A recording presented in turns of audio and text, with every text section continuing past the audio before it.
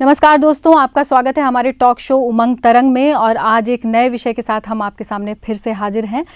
दोस्तों, आजकल आपने देखा होगा कि डिजिटल क्रांति या इंटरनेट क्रांति, इस तरह के शब्द हर जगह बिखरे पड़े हैं।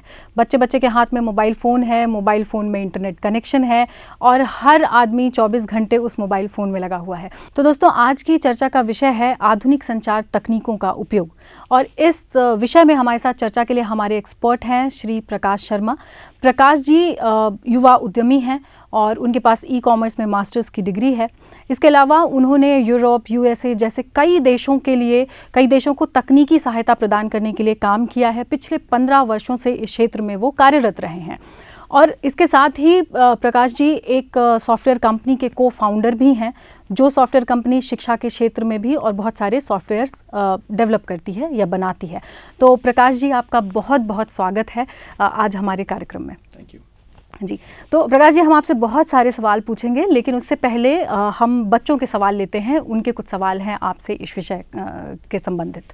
विद्यालय के समस्त शिक्षकों द्वारा हमें जीवन कौशल के माध्यम से जीवन जीने का तरीका सिखाया जा रहा है और उनमें विभिन्न प्रकार की जानकारियां दी जा रही है।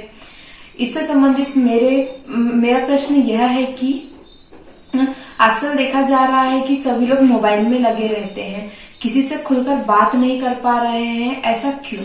प्रकाश जी, जैसा इस बच्ची ने भी सवाल किया और हम भी आपसे ये सवाल पूछना चाहते थे कि ये इंटरनेट की लत जो है वो क्या है, इसकी वजह से जो विकार होते हैं उसके क्या लक्षण हैं और इसके जो दुष्परिणाम होते हैं वो कैसे होते हैं और उनको हम कैसे दूर कर सकते हैं। जी, तो जैसे कि हम समझते हैं लत क्या होती है। किसी भी चीज़ के लिए आपको बहुत ज़्यादा प्रेरित रहना, उसके लिए उत्सुकता रहना और आप दिन रात उस चीज़ के बारे में सोचते रहें, वो एक तरह से लत की श्रेणी में आता है। जैसे आपने समझाया कि आजकल सभी बच्चों के हाथ में मोबाइल फ़ोन है, बहुत इंटरनेट का यूज़ हो रहा है। उसके कारण आई थिंक सभी ये इस चीज़ को समझ नहीं पा रहे हैं कि उसका यूज़ कैसे किया जाए। तो लत क्या होती है ये हम समझते हैं जब हम उस चीज़ के पीछे बहुत ज़्यादा अग्रसर रहते हैं जानने के लिए, उसको यूज़ करने के लिए। अब इसको समझने के लिए हम ये देखें कि अगर हम सुबह सोकर उठ रहे हैं और हम सबसे पहले कौन सी चीज़ ढूंढ रहे हैं, अगर वो हम अपना मोबाइल ढूंढ रहे हैं सुबह उठते समय, हर थोड़ी थोड़ी देर में अगर हमको मोबाइल फ़ोन की ज़रूरत है, हम शाम को रात को सोते समय वापस से अपने मोबाइल फ़ोन को यूज़ कर रहे हैं, फिर हमको नींद आ रही है, तो ये सब ये शो करता है कि ये एक आप उस लत के शिकार हो चुके हैं। इस तरह की अगर आपको लत लग जाए तो इसके दुष्परिणाम भी होते हैं। वो दुष्परिणाम कैसे होते हैं कि जो आपका फोकस होना चाहिए, आपकी पढ़ाई में आपका अगर फोकस होना चाहिए वो नहीं रहेगा। आप अपने आसपास के वातावरण से बहुत ज़्यादा अनभिज्ञ रहते हैं। आप ये नहीं फोकस कर पाते हैं कि आपके पास में कौन बैठा है। आप उनसे बात कर सकते हैं पर आप शायद अपने फ़ोन पर बिज़ी रहते हैं, सोशल मीडिया में बिज़ी रहते हैं। इसी तरह से आपकी ओवरऑल पूरी दिनचर्या इससे बहुत ज़्यादा प्रभावित होती है।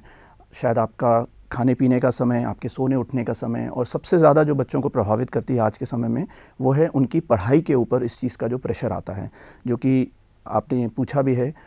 पढ़ाई के लिए प्रेशर इसीलिए आता है क्योंकि जब हम शुरू से फोकस नहीं रखते हैं अपनी पढ़ाई पर और इंटरनेट के थ्रू या इन सब चीज़ों में अपना फोकस ज़्यादा लगाते हैं, तो एग्ज़ाम टाइम के समय हमको पता होता है कि हमने पढ़ाई नहीं की हुई है, तो अपने आप उस चीज़ का प्रेशर आ जाता है।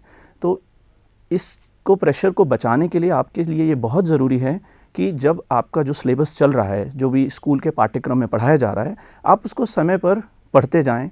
समय पर चाहे आपके घर में, चाहे आपके मित्रों दोस्तों के साथ में, उसका अगर आप अध्ययन समय रहते करते रहेंगे तो एग्ज़ाम टाइम में आपके ऊपर प्रेशर नहीं आएगा। जी, आपने बहुत अच्छा उपाय बताया है कि कैसे हम इसको ठीक कर सकते हैं। लेकिन फिर भी लत जो है वो बहुत ज़्यादा देखने को मिल रही है आजकल के बच्चों में भी, ख़ास तौर पे बच्चों में, बड़ों में, सभी में, पर बच्चों में भी। तो इसी लत से संबंधित एक दूसरा सवाल पूछने के लिए हमारे साथ एक और बच्ची जुड़ गई है। अंजलि नायक हमसे अगला सवाल पूछ रही हैं इस लत के बारे में। मेरा प्रश्न यह है, मोबाइल पर गेम खेलने के बाद जब मैं कोई कार्य करती हूँ तो मेरा उस कार्य में मन नहीं लगता। मेरा दोस्तों के साथ खेलने की इच्छा भी नहीं होती। मुझे लगता है कि मुझे गेम खेलने की लत लग गई है, तो मैं इस लत से कैसे बाहर आ सकती हूँ? ठीक है, तो बच्ची का भी सवाल यही था और सर मेरा भी सवाल यही है। और हम देखते भी हैं कि अक्सर हम अपने मोबाइल में खो चुके हैं आजकल, ऐसा लगता है। या तो हम सोशल मीडिया में बहुत सारा वक्त निकाल देते हैं दोस्तों से बात करते हुए। तो सभी के लिए ज़रूरी है, केवल बच्चों के लिए नहीं, कि इस लत से बचने के क्या उपाय हो सकते हैं। बिल्कुल। तो ये बिल्कुल आपने सही कहा कि आजकल का जो समय चल रहा है इस ट्रेंड में, और स्पेशली अभी लॉकडाउन के बाद से जब सभी लोगों को ज़्यादा से ज़्यादा समय अपने फ़ोन पर या एकांत में व्यतीत करना पड़ रहा है, जिसके कारण एक तरह का एडिक्शन या वो जो हमने लत की बात की वो हो चुका है। और जैसे कि बच्ची का भी क्वेश्चन है कि वो गेम खेलने की आदत है, तो इस उम्र में जब आप खेलने की अवस्था में रहते हैं और आप चाहते हैं कि बहुत ज़्यादा समय व्यतीत करें, खेल एक ऐसी चीज़ होती है जो आपके दिमाग पर बहुत ज़्यादा प्रभाव डालती है। तो आपको उससे बचने के लिए पहली बात तो ये है कि आप ये ना सोचें कि हम पहले से कैसे बच सकते हैं, हमको ये सोचना ज़रूरी है कि हम अपना ध्यान कहाँ और लगा सकते हैं। तो खेलने का समय निर्धारित करें। बिल्कुल अपने आप को रिस्ट्रिक्ट करने की कोशिश करेंगे, रोकने की कोशिश करेंगे, वो नहीं कर पाएंगे।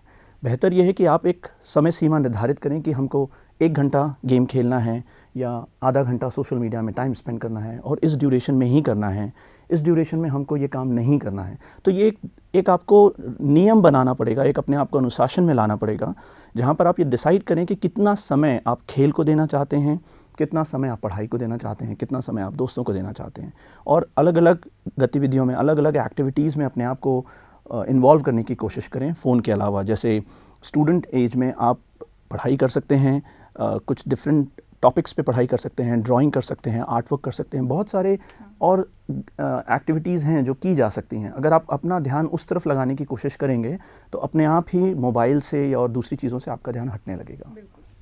इंटरनेट के दुष्परिणामों के बारे में बात करते हुए और सभी के सवाल देख के ऐसा लग रहा है कि अगर हम इंटरनेट के दुष्परिणामों से नहीं बचे या जिस तरह से इसकी गति है तो देश का भविष्य पता नहीं क्या होने वाला है, या देश का भविष्य कई बार अंधकार में दिखता है।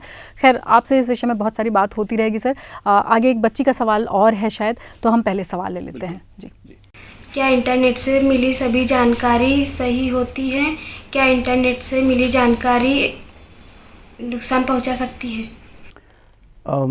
इंटरनेट से सभी जानकारियाँ सही नहीं होती हैं। इंटरनेट से जितनी भी जानकारियाँ मिलती हैं ये बहुत ज़रूरी है हम उसकी सत्यता का आकलन कर लें। यूजुअली जब हमको इंटरनेट में कोई भी चीज़ मिलती है तो हमें ये जानना बहुत ज़रूरी है कि वो किस सोर्स से आ रहा है, वो उसको भेजने वाले या उसको बनाने वाले कौन हैं। जैसे हम आजकल देखते हैं व्हाट्सएप में या इस तरह के वीडियोस बहुत ज़्यादा आते हैं जिनके पीछे कोई बेस नहीं होता है, सिर्फ फॉरवर्ड कर दिया जाता है। तो उसको किसी भी इन्फॉर्मेशन को सबसे पहले अगर आपके पास कोई इन्फॉर्मेशन आई है तो आप ये जानने की कोशिश करें कि उसका सोर्स क्या है। हमारे देश में बहुत सारी ऐसी संस्थाएं हैं, चाहे हम न्यूज़पेपर्स की बात करें, टेलीविज़न्स की बात करें, जहाँ पर उनके माध्यम से ही किसी इन्फॉर्मेशन को सर्कुलेट किया जाता है, उसको प्रचारित किया जाता है। अगर वो कोई भी न्यूज़, कोई भी इन्फॉर्मेशन आपके पास आ रही है जो कि ऐसे किसी भी ऑथराइज्ड, किसी भी प्रमाणित जगह से नहीं है, तो आपको उस इन्फॉर्मेशन को आगे सर्कुलेट बिल्कुल भी नहीं करना चाहिए। इनफैक्ट मैं ये बोलूँगा कि आपको उसके ऊपर बहुत ज़्यादा ध्यान नहीं देना चाहिए, क्योंकि अगर आप किसी भी इस तरह की इन्फॉर्मेशन को बिना उसकी सत्यता का आकलन किए आगे प्रमोट कर रहे हैं तो शायद एक तरह से आप किसी गलत चीज़ को बढ़ावा दे रहे हैं। और जैसा कि हमने बात की, ये इंटरनेट वर्ल्ड ये पूरी तरह से ये जो जाल है इसमें सभी लोग इतने ज़्यादा खो चुके हैं कि वो ये देखना समझना भूल जाते हैं कि उसका सोर्स क्या है और वो सही भी है कि नहीं, और ये सीधे हमारे मन के ऊपर प्रभाव डालता है। और अगर आप कुछ भी इस तरह का काम करते हैं तो एक तरह से आप अपने आप को किसी मुश्किल में भी डाल सकते हैं। तो उससे बचने के लिए बहुत ज़्यादा ज़रूरी है कि कोई भी इन्फॉर्मेशन आपके पास अगर आ रही है, पहले उसकी सत्यता जाँचें। कोई वीडियो आ रहा है, उसकी सत्यता जाँचें। ज़रूरी नहीं है कि आप पूरा वीडियो देखें और उसके बाद ही इसका एनालिसिस करना शुरू करें। कोई वीडियो होता है किसी न्यूज़ चैनल की तरफ से होता है तो उनका मोनो लगा हुआ होता है या कुछ इस तरह की चीज़ें होती हैं, बहुत छोटी छोटी चीज़ें जो आप देख सकते हैं। किसी पेपर की कटिंग आई है तो अगर उस पेपर का नाम नहीं है मत पढ़िए। कोई वीडियो आ रहा है, अगर लोगो नहीं लगा हुआ है, मोनो नहीं है न्यूज़ चैनल का किसी का, मत देखिए, क्योंकि आप उन चीज़ों को देख के अपने मन के ऊपर प्रभाव पढ़ने देंगे और फिर अगर पढ़ेगा तो फिर आप उसको प्रमोट भी करेंगे। तो इससे बचने के लिए सबसे ज़्यादा ज़रूरी है जो इन्फॉर्मेशन मिल रही है उसको जाँचें, परखें और फिर ये डिसाइड करें कि आपको उसको आगे प्रमोट करना है या खुद उसको कितना एक्सेप्ट करना है। कई बार ऐसा देखा गया है कि बच्चे ये सब समझते हैं कि हमें किस तरह की लत लगती जा रही है। कई सारे बच्चे ये समझते हैं कि उनको ये लत हो रही है। जैसा पिछली एक बच्ची ने भी पूछा कि उसको गेम खेलने की लत हो गई थी। तो बच्चे ये सब समझ रहे होते हैं लेकिन फिर भी उससे छुटकारा नहीं पा पाते हैं, मतलब उनको शायद वो उपाय नहीं सूझ पाते। तो सर अभी हमारे साथ जुड़ रहे हैं बगाना से उदय चौधरी और उनका सवाल भी इससे कुछ मिलता जुलता है। जी हमें जीवन कौशल के माध्यम से बताया गया था कि हमें मोबाइल, इंटरनेट और टीवी में किस प्रकार में उपयोग में हमें संतुलन बनाए रखना है। लेकिन मैंने संतुलन बनाने का प्रयास किया, लेकिन मैं बार बार असफल होता रहा।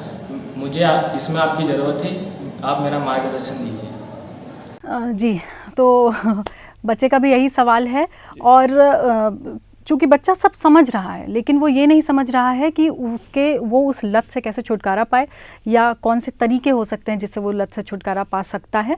तो आप उनको ये बताएं और मेरा भी सवाल यही है कि इस लत से छुटकारा पाने के क्या तरीके हो सकते हैं। जी, तो अभी जैसे हम बात करते आ रहे हैं ये लत किस तरह से लग रही है, और जैसे कि उस बच्चे ने भी कहा कि स्कूल में बताया जाता है, आपने भी कहा कि ये सभी को पता होता है।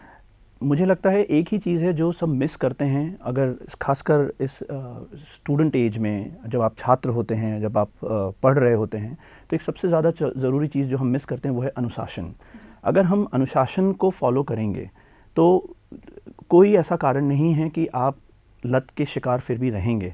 जैसे स्कूल में भी बताया जाता है कि कितना समय पढ़ना है, क्या करना है, कितना आपको किस चीज़ पर ध्यान देना है, किस तरह की बातें करनी है, एक शिष्टाचार बताया जाता है। बट वो हो जाता है मिस क्योंकि आप अनुशासन को छोड़ देते हैं, आप अपनी जीवन शैली को अपने तरह से यूज़ करने लग जाते हैं। तो आपको अधिकार है आप कैसे रहें, बट आपको इस चीज़ का ध्यान रखना बहुत ज़रूरी है कि आपकी दिनचर्या कैसी होनी चाहिए।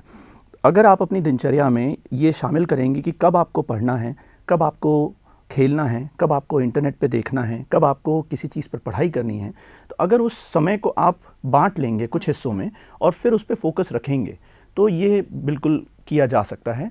और जहाँ तक ये है कि आप असफल हो रहे हैं, देखिए असफलता मिलना एक तरह से आपके लिए ये बताता है कि आप प्रयासरत हैं। तो इस बात से आप प्रेरित रहिए कि आप प्रयास कर रहे हैं और उस पर आगे बढ़ने के लिए थोड़ा सा अपने आप को और ज़्यादा अनुशासित करिए कि किस तरह से आपको कहाँ टाइम देना है।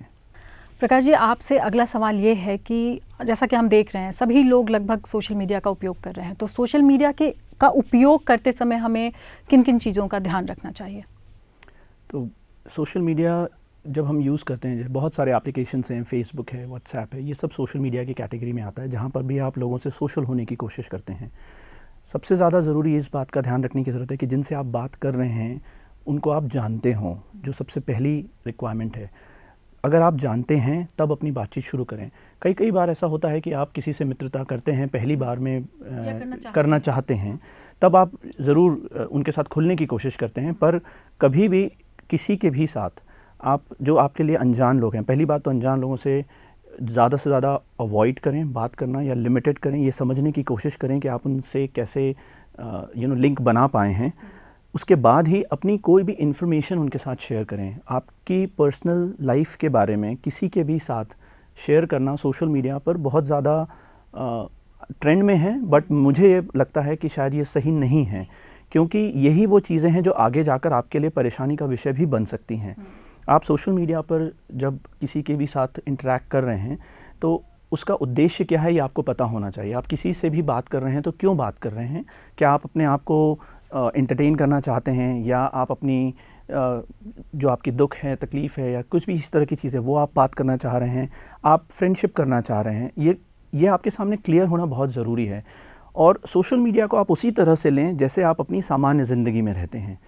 सोशल मीडिया एक माध्यम है मिलने का, बात करने का, बट आप अपनी सामान्य ज़िंदगी में जैसे अनजान लोगों से कितनी बातचीत करते हैं, कितनी इन्फॉर्मेशन उनके साथ शेयर करते हैं, वही सेम लॉजिक, वही सेम विचार, थॉट प्रोसेस आपको अपने सोशल मीडिया एक्टिविटीज़ में भी रखने की बहुत ज़्यादा ज़रूरत है, ताकि आपको ये पता रहे कि सोशल मीडिया में जो सामने वाला बंदा है या जो भी लोग हैं आपके सामने बैठे हुए हैं वो कितना उस इन्फॉर्मेशन का मिसयूज़ कर सकते हैं।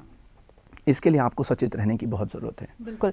और बहुत बार तो हम इस तरह के बहुत सारे किस्से या अखबारों में पढ़ते रहते हैं, न्यूज़ चैनल्स में देखते रहते हैं कि किस तरह से सामाजिक दायरा बढ़ाने के चक्कर में हम बहुत बुरे फंस जाते हैं। और अभी इन दिनों एक नया शब्द प्रचलन में है और उस पर बहुत बातें हो रही हैं, वो है साइबर सुरक्षा।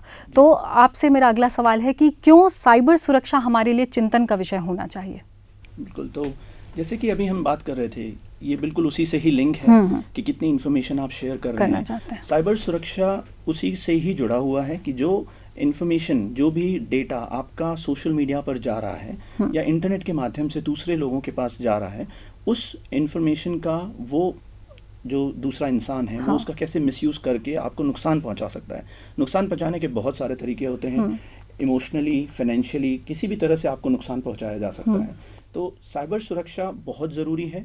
ये आप तभी फॉलो कर सकते हैं जब आप इन चीज़ों का ध्यान रखें कि कितना इंफॉर्मेशन, कितना डेटा हमको शेयर करना है।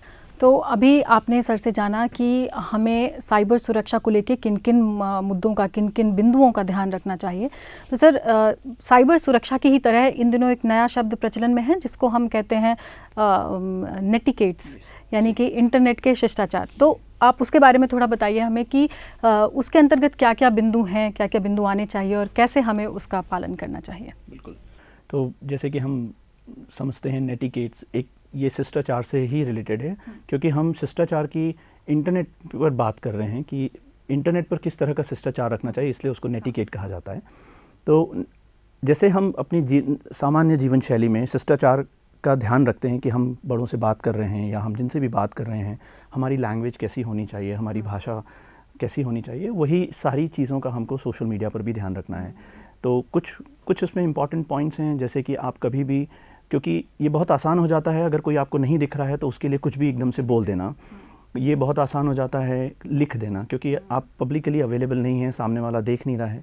बट ये क्योंकि ये इंटरनेट है और अभी जैसे हमने साइबर सुरक्षा की बात की, ये सब कुछ स्टोर होता है, डेटा कहीं ना कहीं रहता है, तो आप उससे बच नहीं सकते हैं।